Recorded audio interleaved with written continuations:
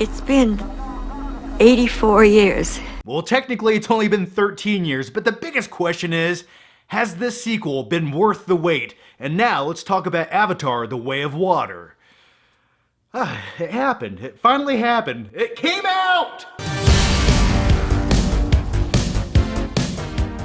When it comes to the first Avatar back in 2009, there's a lot of people who don't love the film, there's a lot of criticism towards the film, and I can understand where everyone's coming from. Is it the most original story of all time? Maybe not. Does it remind you of a live-action Ferngully? Maybe sort of. Is there a Dances with Wolves vibe? Absolutely. But with all that said, I'll tell you one thing neither of those movies had. It's 9-foot-tall blue alien people riding around on dragons. And I just actually rewatched the Blu-ray recently, and by the way, James Cameron, when is the 4K of this coming out? Hopefully soon. And speaking of James Cameron, the driving force of the Avatar franchise and the man behind the camera, I don't feel like any other director ever in Hollywood would be able to propel a movie of this magnitude. When it comes to Cameron, he has been perfecting films for the last 35 years. Every single movie that this man touches turns into a blockbuster. And maybe I'm slightly biased, but the man has directed one of my favorite action films of all time, if not the best action film of all time, T2 Judgment Day. And like I said, when it comes to filmmaking, he is a perfectionist, and the one thing you have to respect about James Cameron is he doesn't take the word no from Hollywood. And you have to respect that. This man got to make the movie he wanted to make, he took as much time as he wanted to take, and he spent as much money as he wanted to spend, which was a shit ton of money. And speaking of money, and because I'm poor, let me give a quick mention to the sponsor of this video, and then we'll head off to Pandora, and I'll give you my full-fledged review of Avatar: The Way of Water. So don't go anywhere. Big thanks to Bespoke Post for sponsoring this video. Bespoke Post is a monthly membership club delivering a box of awesome,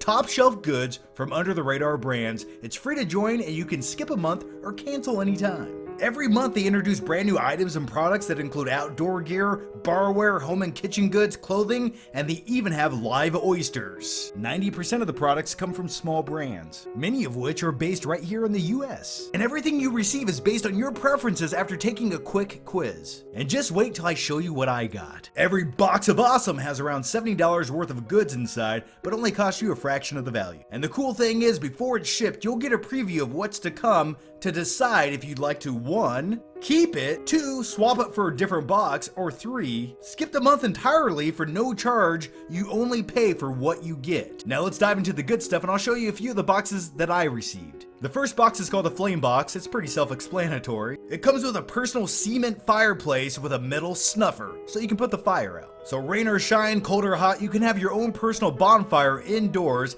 and the best part is you can cook marshmallows, like this right here. And the next box I received was called the Field Box. And this came with a 4-inch folding saw blade made out of carbon steel and an elegant but tasteful beechwood handle. And my personal favorite, the Seed Slinger Kit, which has 7 seed bombs and a reusable tin. And garden balm to help moisture my man hands and leave them smelling like eucalyptus and mint. And rather than just talk about it, let me show you the Seed Slinger in action.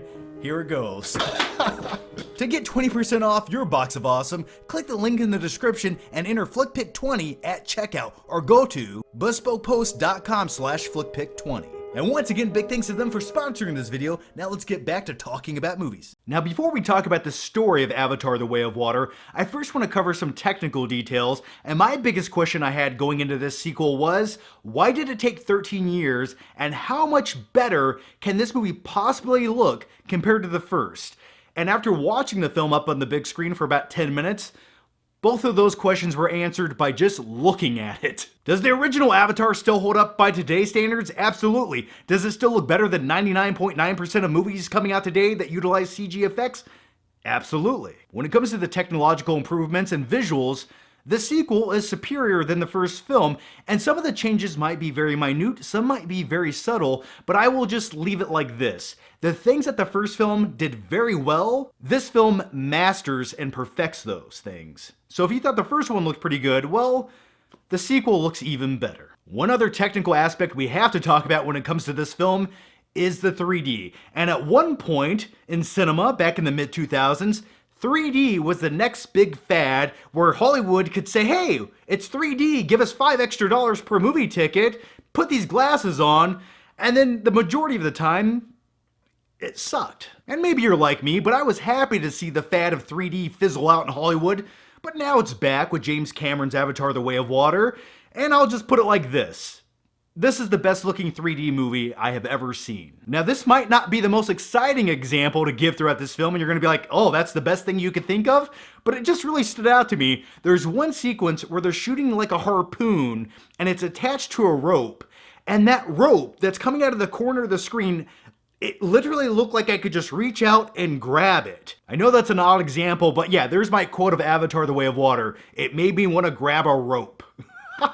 So if you have the option to see this film in 3D, definitely take it. Your eyeballs will thank you. So when it comes to the visual effects, I would say 95% of them look perfect. They look beautiful, they look spectacular, but there are a few things that look slightly off, and I would say most of those relate to a few characters that they introduce in the film, and I feel like it's almost because of their features, or maybe it's because of their humanized haircuts that they tacked on that looks a little bit off to me. And if you watch the movie, you might know what I'm talking about. And the last technical aspect I want to cover before we dive into the story, the characters, and all of my criticisms with this film, even though it sounds like I'm praising it right now, maybe I am, but that is the variable frame rate that this film has. Now, if you didn't know, this film was shot in 48 frames per second, and typically in Hollywood, most films are shot in 24 frames per second, which give them that cinematic, magical movie look. And I love it. Because when it comes to films with higher frame rates, like this right here, I hate them. I think it's atrocious, I think it's nauseating, and it makes the film look like it was shot on someone's smartphone, and it just cheapens everything about it. Let me give you some insight to my life that will help explain how much I hate higher frame rate in films. Whenever I go over to a friend's house, or a family member's house, or heck, somebody I don't even know, and I notice that their TV has the true motion setting turned on where it makes everything look smooth and almost too artificial looking, like it was shot on someone's smartphone and has that soap opera effect, I immediately go over to the remote, go into the menu options and turn it off and go, doesn't that look better now? And sometimes they don't even notice what I'm talking about, but other times they thank me, and some other times they tell me to get out. But you know what? That's the price I'm willing to pay. Ugh, so to sum it up, I'm not a big fan of higher frame rates in films. But with all that said, in Avatar: The Way of Water, it's effective and it actually works. Most of the time. Now, like I said a few seconds ago, this film has a variable frame rate, which means the frame rate changes throughout the film. Most of it's shot in 48 frames per second. Actually, technically speaking, all of the film was shot in 48 frames per second.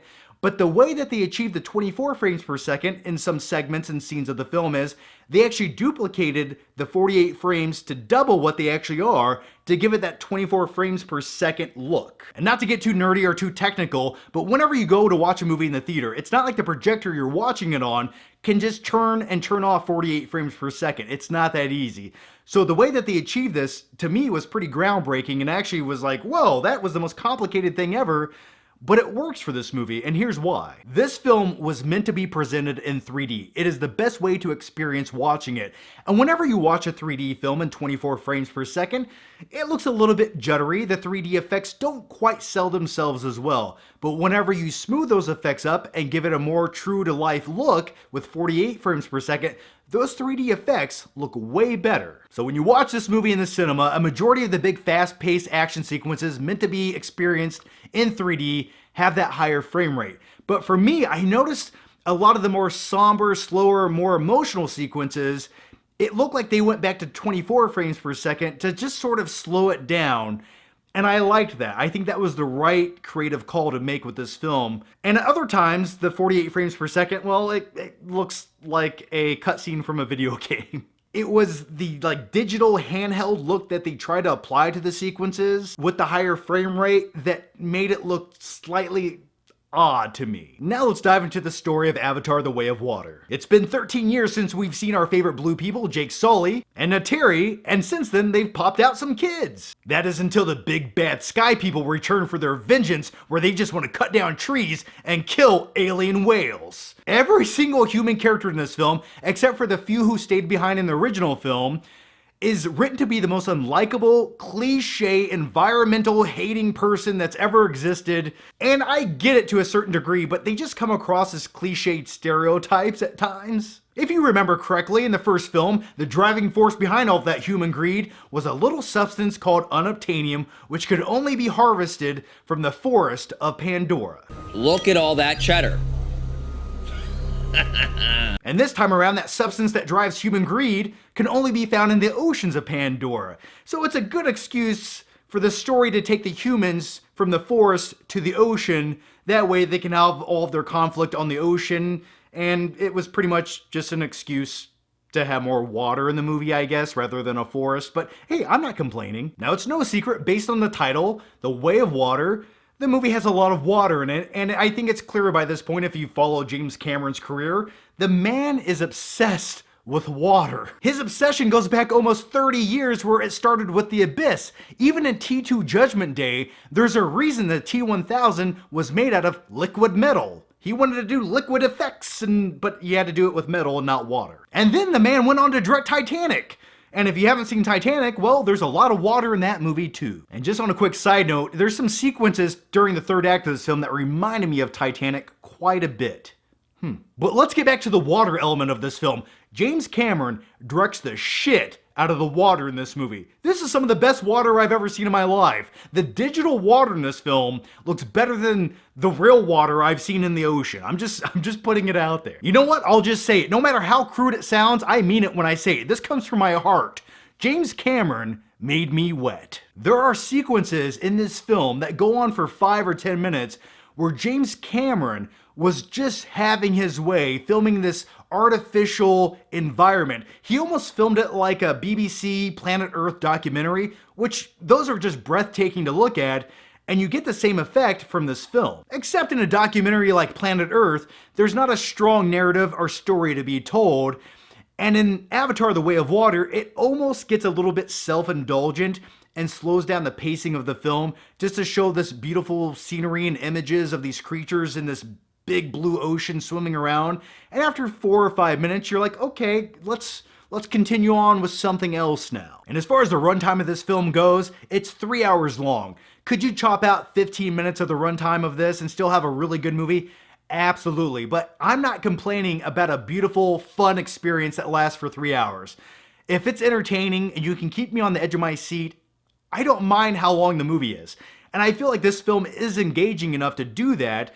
I don't know about rewatchability years down the road, but you know what? It's still going to be a fun thing to look at. My only complaint really with that is, unless you have a 9-gallon large bladder, which I don't, you're going to have to use the restroom during this movie. That, or you're going to have to invest in adult-sized diapers, and maybe I'll do that for the next viewing of this film. But I had to get up and use the restroom twice because I had a huge 8-gallon large soda because I had really salty popcorn.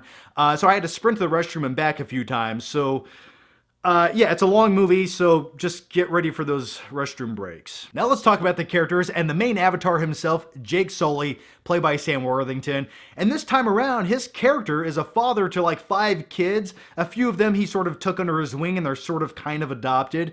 But I really enjoyed the dynamic between him and his kids in this film. At times he feels like a typical fun-loving dad you would see in some other suburban-esque movie, for example. But at other times you can tell his military experience, he's ingrained that into his children where they respect him. They call him sir and no sir and yes sir, and they understand military-like commands, which are useful in this film, especially when you have people trying to kill you. And that's one aspect that really elevated this film for me, because no matter how good the technical aspects are, unless you have characters that have a believable dynamic that you could relate to in some sense, the movie's going to fall flat. And as far as Zoe Saldana's character, Nateri, goes, she sort of takes a back seat in this film, not to the point where they just exclude her from everything, because she is part of every big sequence that goes down and every major plot point. It just feels like they didn't have a lot for her character to do or say, so most of the times her character's just like freaking out and screaming and hissing at things. There's a few times where it's unintentionally comical, but nevertheless, she serves her purpose in the story of this film, and maybe in the next installment she'll have a bigger role, but yeah, sort of like a secondary supporting character this time around. And that's because the main focus this time around is on the Sully kids, especially the middle child. Because let's face it, as a middle child myself, well, I was never the perfect kid. I was never a Boy Scout. I was, a little bit troubled and flawed and finding my way and trying to prove myself to get the approval of my parents. But I really did enjoy how they built up the children in this film as characters and made you get to know them and made you care about them, especially, once again, the middle child of this film, which I have a very strong feeling in future sequels, he will play probably the main role at some point, and maybe the third film. And I almost have a theory that after the third film, which is supposed to come out in 2 years, if they do make a fourth and fifth installment, I have a very, very strong feeling he will be the main character at that point. And as far as his character goes, the film takes a lot of time to let you get to know him and see his journey and how he's getting used to this new environment and making friends, and I really did enjoy that. Now, before saying this, I double checked on IMDb to see if it was listed in the credits, and sure enough it is, so it's not a spoiler, it's just a character in the film. There's a young character named Carrie,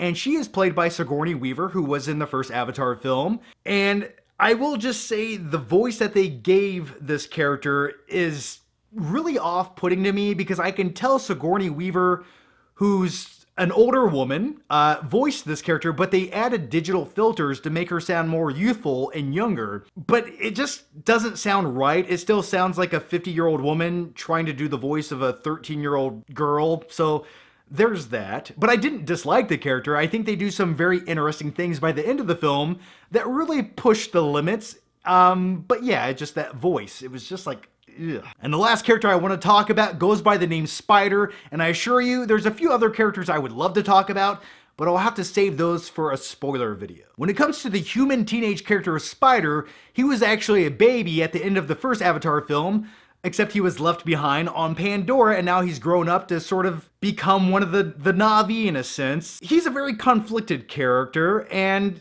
at times I liked his character, at other times I hate his character, but I think he was written to be that way. And when it comes to his character arc, I could see it coming from a mile away, every twist and turn that he was going to do throughout the film. You could predict it 2 hours before it happened. But with all that said, I feel like his character was a necessary character because it helps connect a few dots in the film and give it more of an emotional vibe for some other characters that I don't want to talk about. And also, another reason I think he was such a necessary character in a film like this, of this magnitude, was sometimes when you watch a big CG movie with 9-foot-tall blue aliens in it, us as an audience sort of lose perspective of what's going on. I'll just use this as an example. Whenever you see a King Kong movie and you just see King Kong doing King Kong things, after a while, when it's just him on the screen for so long, you sort of lose perspective of just how big and grand he is until you introduce a human character, and then you get that contrast. And you go, oh yeah, that's how different this is. And that's just my theory as to one of the many reasons they had the character Spider throughout this film. It's just a relatable character for us as a human audience watching aliens to remind us of this contrast and this different perspective. And also, on a quick side note, the young actor who plays the character of Spider, he sort of reminded me of a young River Phoenix, or maybe like a young Leonardo DiCaprio at times. And I don't think that was any coincidence coming from James Cameron, who directed Titanic. Before I give you my rating, here's a few final complaints I had with this movie. I would say the first act feels very choppy and almost obligatory in a way to where James Cameron needed to go from the forest of Pandora to the oceans, and he just had to find a way to get there as quickly as he could. And once we finally do get to the oceans of Pandora, I think the movie really picks up. If you want to get technical about it, basically the plot points are the same as the first film, but I think that was clearly done on purpose because James Cameron knows what the formula is to a successful, huge blockbuster movie. James Cameron isn't trying to reinvent storytelling. What he is trying to do is give you a different way to experience a classic story. And now, here are my final flicking thoughts on the film Avatar: The Way of Water. This film was an experience, and one thing I forgot to say was, by the third act of this film, I was sort of hoping there was more of an emotional gut punch. I wanted some more emotion, a little bit more substance, and I'm happy to say in the last 20 minutes, they did give me that. So that's a positive. But as far as Avatar: The Way of Water goes, this film made me feel like a little kid when I used to go to the movie theaters in the early 1990s. It sort of reminded me of the first time I watched Jurassic Park. I thought to myself, oh my God, They brought dinosaurs to life and it looks believable. How could it ever get better than this? And I'm not saying that this is better than Jurassic Park. I'm just saying it gave me those same feels like I was when I was a little kid thinking, oh my God, they brought this environment to life. How could you ever top this? And that's the biggest credit I can give this film. It's a huge blockbuster with escapism. It immerses you into a different environment and you can shove some popcorn in your mouth and just let go for 3 hours. And let me just say this, if you didn't love the first Avatar film but found it mildly entertaining back in 2009, I think you might enjoy the sequel a little bit more. I don't think the Ferngully meets Dances with Wolves argument will be as strong this time around. So I'm going to give Avatar: The Way of Water this right here. It truly is magical and mystical. As always, guys, thanks for watching. Make sure you subscribe. That way I can see you next time.